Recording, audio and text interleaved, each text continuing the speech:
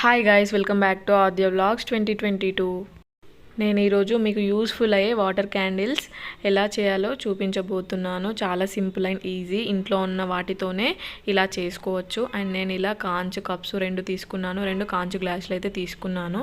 ఇంట్లో మనం పసుపు ఉంటుంది కదా, పసుపు ఒక బౌల్లో వేసుకోవాలి, కొంచెం ఎల్లో కలర్ టైప్లా.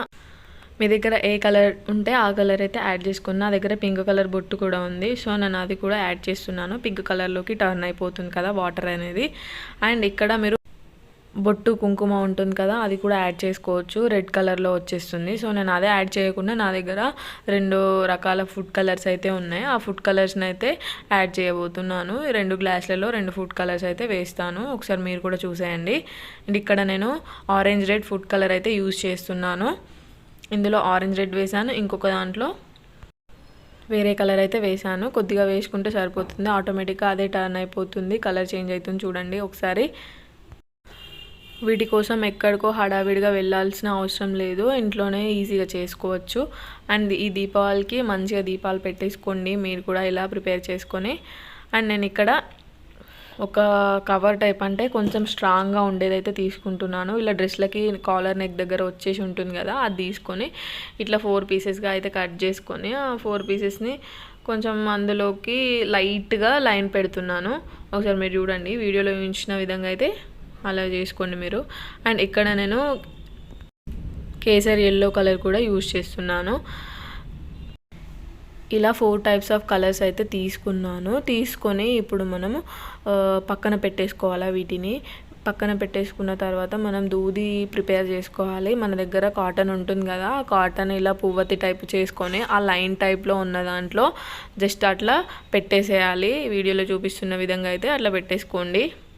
మీరు ఇప్పుడు ఆ వాటర్లో యాడ్ చేసే కన్నా ముందు ప్రతి దాంట్లో ఒక 2 to 3 టేబుల్ స్పూన్ ఆయిల్ అయితే వేసుకోండి.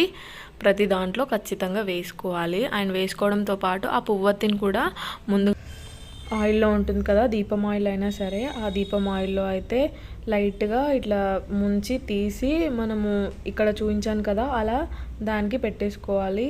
ఇక్కడ ప్రతి దాంట్లో నేనైతే నూనె యాడ్ చేసుకున్నాను. నూనె యాడ్ చేసుకున్న తర్వాత మనం ఆల్రెడీ వత్తులు చేసి పెట్టుకున్నాం కదా, ఆ 4 ఇందులోకి వేసుకోవాలి. అండ్ నేను ఇంకొంచెం డెకరేషన్ కోసం డిఫరెంట్ టైప్స్ ఆఫ్ పెటల్స్ కూడా యూజ్ చేశాను. రోజ్ పెటల్స్ అయితే ఒక దాంట్లో వేస్తున్నాను.